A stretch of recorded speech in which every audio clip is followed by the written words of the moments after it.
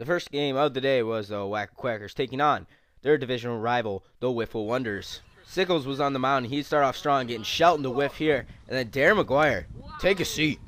In the bottom half, it was Shelton pitching, and he would get their lineup to strike out. He'd get Oatman here, then he'd get Biggins, and then finally he'd end it off with Kyle Sickles striking out for the third out. In the second, with the Quackers up 3-0, it would be Pollard hitting it over some fencing they set up in the outfield, followed by Shelton, who'd make it 2 home runs in the inning. After, it's Darren McGuire going to join the bench party for his second strikeout of the day.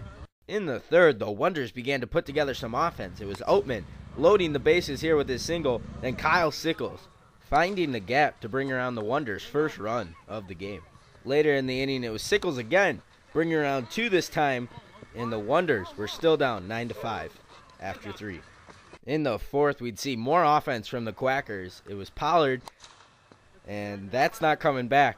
Then right after, Keenan with his first home run of the season to make it back-to-back jacks. In the bottom, it was Oatman looking like he's calling his shot, and he would follow up as he brings around 2 to make it 14-8 Quackers.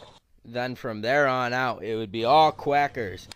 It's Darren McGuire getting some for a 3-run shot to put the Quackers over the 9-run mercy limit. And in the sixth, Kinando with his second home run of the day, and the Quackers would roll on for the win at a score of 24-9. In Game 2, it was the Washburn Workhorses versus the Burnwash Bombers, and Kotcher was on the hill, and he would struggle early on, walking 3 straight to load the bases. But he would eventually find his groove as he gets J-Max swinging and then JT to strike out as the Workhorses took the 2-0 lead. In the bottom with 2 on, Kotcher is going to ground here. Noth is unable to make the play, and 2 runs would come across, but watch as things unfold. Noth is going to start arguing that Kotcher's out because he didn't touch second, and when we take a look at the replay, you can see Kotcher touches the base in the dirt, which is the wrong base. Noth, a heads-up play, and the inning would end tied at 2. Now we're going to take you to the second, and Kotcher's up to bat. He's going to fly over to left, and J-Mac going to make a great grab. As we take another look, full extension dive. It's got to be a top 10 play on the year.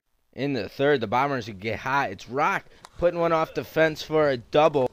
And PD bringing around 2 with his single. Then Turby puts one down the line as another run would come across. Then it would be Corey Sisson up to bat.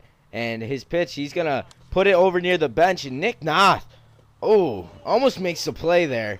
And it turns out he'd be okay, but takes a dive into the bench and is unable to come up with the catch, but great effort on the play. In the fourth, with the Bombers up 8-5, Rock thinks he has a hit, but J-Mac's going to over-the-shoulder catch as the Bombers would score 1 to make it 9-5. And that's all they would need as JT strikes out for the 5th time. Then Noth, he's going to be biting on that curve, and then J-Mac striking out to end the game as Kotcher would end the day with 11 Ks as the Bombers win 9-5.